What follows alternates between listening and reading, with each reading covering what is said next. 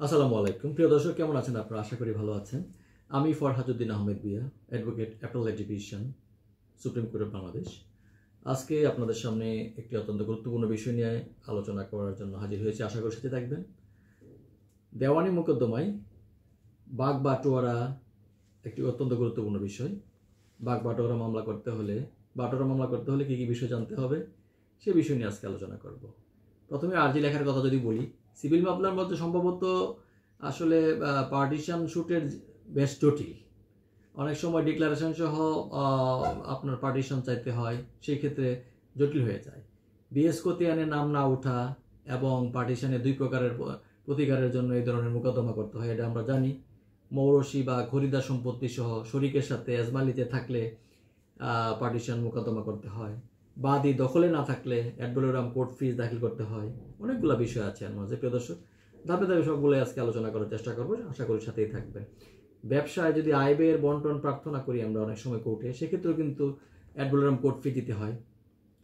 অনেক সময় আমরা ব্যবসার আয় ব্যয় হিসাব নিয়ে যদি আমরা পার্টিশন চাই, শুধুমাত্র সম্পত্তি নিয়ে কিন্তু পার্টিশন হয় না, সেটার জন্য কিন্তু সিভিল কোর্টে যেতে পারি, সেক্ষেত্রে অ্যাডভোলোরাম কোর্ট ফিস আমাদের দিতে হয়। সকল সহশরিক যারা আছে এদেরকে যদি পক্ষভুক্ত না করি তাহলে মামলা কিন্তু খারিজ হয়ে যায়। অনেক সময় আমরা কাউকে চালাকি করে সহশরিকদেরকে করি না। মূল মালিকের যে স্থাবর অস্থাবর সকল সম্পত্তি মোকদ্দমা কিন্তু তফসিলভুক্ত করতে হবে। যদি না করা হয় তাহলে কিন্তু মামলা হচপচ দোষে বাড়িত হবে। অর্থাৎ পক্ষভুক্ত যদি কাউকে না করা হয়, নেসেসারি পার্টিদেরকে হচপচ দোষে মামলা বাড়িতে হইবে। অনেক সময় দেখা যায় পার্টিশন শুধুর ক্ষেত্রে চূড়ান্ত শুনানির বিরুদ্ধে কিন্তু পুনর্বিচারের আবেদন করতে হলে চূড়ান্ত ডিক্রি স্বাক্ষরের তারিখ থেকেই 30 দিনের মধ্যে পেশ করতে হবে। প্রিয় দর্শক, উক্ত যে ডিক্রিটা আছে নকল নিতে যে সময় লাগবে সেই দিনগুলো কিন্তু 30 দিনের সাথে যোগ করতে হবে, তাহলে আমরা এটার একটা দামাদি পেয়ে যাব। এখন প্রিয় দর্শক, এইটা আরেকটা জিনিস বলে রাখা ভালো যে বাটোয়ারা মামলার ক্ষেত্রে আর্জিতে কি কি জিনিস আমাদের বেসিক থাকতে হবে, এটা একটু বলে দিচ্ছি, অনেকেরই হয়তো কাজে লাগতে পারে। নালিশি যে সম্পত্তিটা আছে বা যে সত্ত্ব আছে সেটার ধারাবাহিক, টাইটেলের ধারাবাহিক একটা বিবরণ দিতেই হবে। অর্থাৎ বাদী বিবাদীগণ কিভাবে নালিশি সম্পত্তির মালিক বিদ্যমান হইলেন, এটা একটা বিবরণ অবশ্যই দিতে হবে। যদি সেটা না থাকে তাহলে কিন্তু আপনার প্লেনটা কমপ্লিট হলো না। আর যারা কো-শেয়ারার আছেন, অর্থাৎ যারা সহশরিক আছেন এটাতে, তাদেরকে অবশ্যই পার্টি করতে হবে। পার্টি না করলে কিন্তু পক্ষ উদ্দেশ্যে দুষ্ট হয়ে মামলা বাতিল হয়ে যেতে পারে, খারিজ হয়ে যেতে পারে।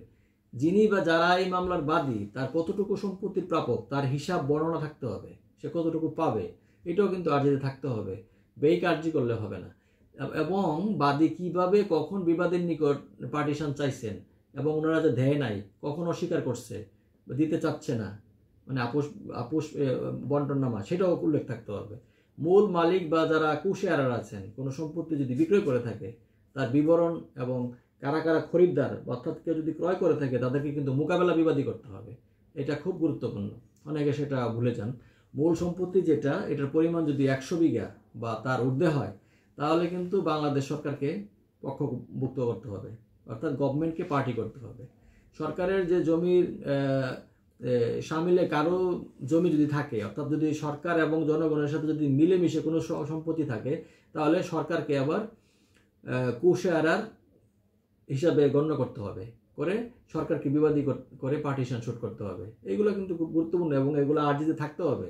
কোনো সম্পত্তির অবস্থান যদি 2 বা ততোধিক থানার অন্তর্ভুক্ত হয়, যেমন এক থানায় এখানে আছে, কিছু অন্য থানায় আছে বা অন্য জায়গায় আছে, তাহলে কিন্তু ওই থানাগুলোর মধ্যে যে কোনো একটা জুরিসডিকশনে মোকদ্দমা দায়ের করা যাবে। যেই অঞ্চলে সম্পত্তির পরিমাণ একটু বেশি সেখানে করা যেতে পারে। আবার যথারীতি আদালতে দেখা যাচ্ছে যে 2 লাখ টাকার ঊর্ধ্বে যদি হয় এবং 4 লাখ টাকা বা তার যদি কম হয় তাহলে সিনিয়র সহকারী জজ আদালতে এই ধরনের মামলা করা যায়। দর্শক, যেটা বলছিলাম আর কি, যে 2 লাখ টাকার ঊর্ধ্বে বা 4 লাখ টাকা বা তার ঊর্ধ্বে যদি হয় সিনিয়র সহকারী জজ আদালতে, এবং 4 লাখ টাকার ঊর্ধ্বে হইলে যত টাকাই হোক না কেন জয়েন্ট ডিস্ট্রিক্ট জাজ, যুগ্ম জেলা জজ মোকদ্দমা দায়ের করতে হবে এই ক্ষেত্রে।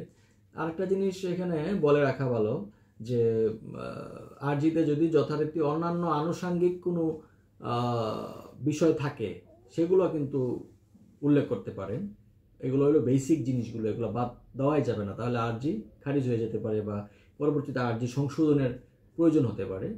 একটা জিনিস বলে রাখা ভালো যে দেওয়ানি মোকদ্দমায় আর্জি সংশোধন করা যায়, বিভিন্ন স্টেজে আর্জি সংশোধন করা যায় যদি মূল মামলার উপর কোনো প্রভাব না ঘটে, অর্থাৎ ক্লারিক্যাল মিস্টেক থেকে আরম্ভ করে অন্যান্য কিছু বিষয় আসে, এগুলা সংশোধন করা যায় আদালতের অনুমতি নিয়ে প্রার্থনা করে আদালতে।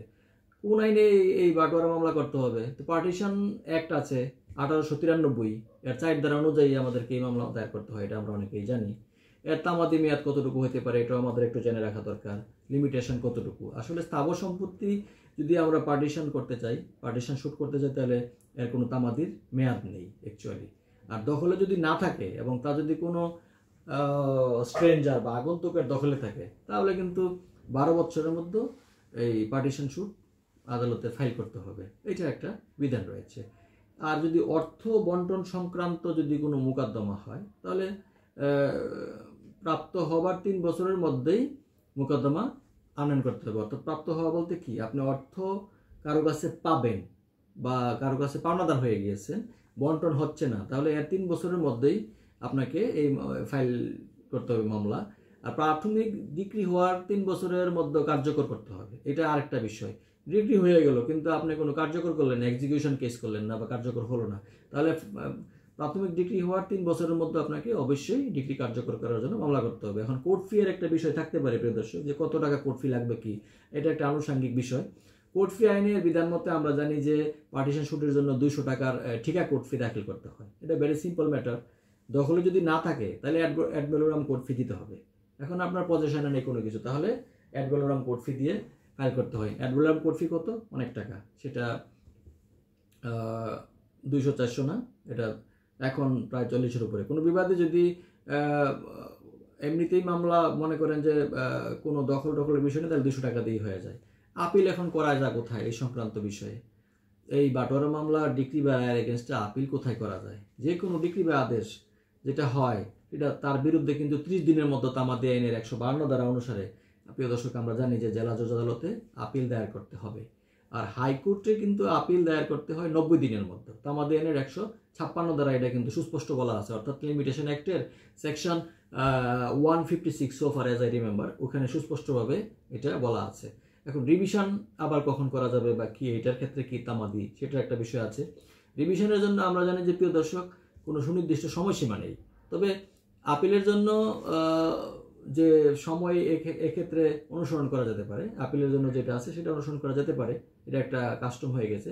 দেওয়ানি কার্যবিধি আইন যেটা আমরা বলি আর কি, সিপিসি 115 ধারা মোতাবেক আমরা রিভিশন মামলা দায়ের করতে পারি, এটা অনেকেই জানেন। 115(1), 2, 4 এরকম বিভিন্নভাবে আমরা দায়ের করতে পারি। প্রিয় দর্শক, আজকে এই পর্যন্তই আলোচনা ছিল দেওয়ানি আইন সম্পর্কে। অর্থাৎ এখানে আজকে আমরা একটা বিষয় নিয়ে আসছি, সেটা হলো পার্টিশন শুট বা বাটোয়ারা মোকদ্দমা। আশা করি এখান থেকে কিছুটা হলেও উপকৃত হয়েছেন। আলোচনাটি আপনাদের ভালো লাগলে অবশ্যই আমার আলোচনা সার্থক হবে ইনশাআল্লাহ। চেষ্টা করব একটু সাবলীলভাবে আলোচনা করার জন্য, আজকেও চেষ্টা করেছি সহজে যাতে আপনারা বুঝতে পারেন। আমার এই আলোচনার সাথে অনেকেই সংশ্লিষ্ট আছেন, যারা ছাত্র আছেন, সাধারণ বিচার প্রার্থী আছেন, আবার অনেকে খুব অত্যন্ত ব্রিলিয়ান্ট লোক আছেন, অনেকেই লার্নেড অ্যাডভোকেটও দেখতে পারেন। অর্থাৎ যে যেখান থেকেই দেখছেন আশা করি কিছুটা হলেও উপকৃত হবে। আবার অনেকে হয়তো এই বিষয়গুলো জানেন, যারা জানেন তারা তো জানেনই, আর যারা জানেন না তাদের জন্য এই আলোচনাটি। আসলে এই আলোচনাগুলো আমার পক্ষ থেকে একটা চ্যারিটেবল ইনিশিয়েটিভ অ্যাকচুয়ালি। তো যেহেতু এই বিষয়গুলো নিয়ে আমাদের রেগুলার কাজ করতে হয়, আমার আলোচনা থেকে যদি বিন্দু পরিমাণ কারো কোনো উপকার হয়, তাহলে এটা হয়তো আমার জন্য এটা একটা বিশেষ পাওয়া, এবং মানুষের উপকার করতে পারা বিভিন্নভাবে যেভাবেই হোক না কেন, এটা একটা খুশির বিষয়, আনন্দের বিষয় এবং উত্তম কাজ বলে আমি মনে করি। তো যাই হোক প্রিয় দর্শক, আশা করি সাথে থাকবেন। পরবর্তী যে কোনো আলোচনায় আপনাদের সাথে দেখা হবে ইনশাআল্লাহ, যদি বেঁচে থাকি। ভালো থাকবেন।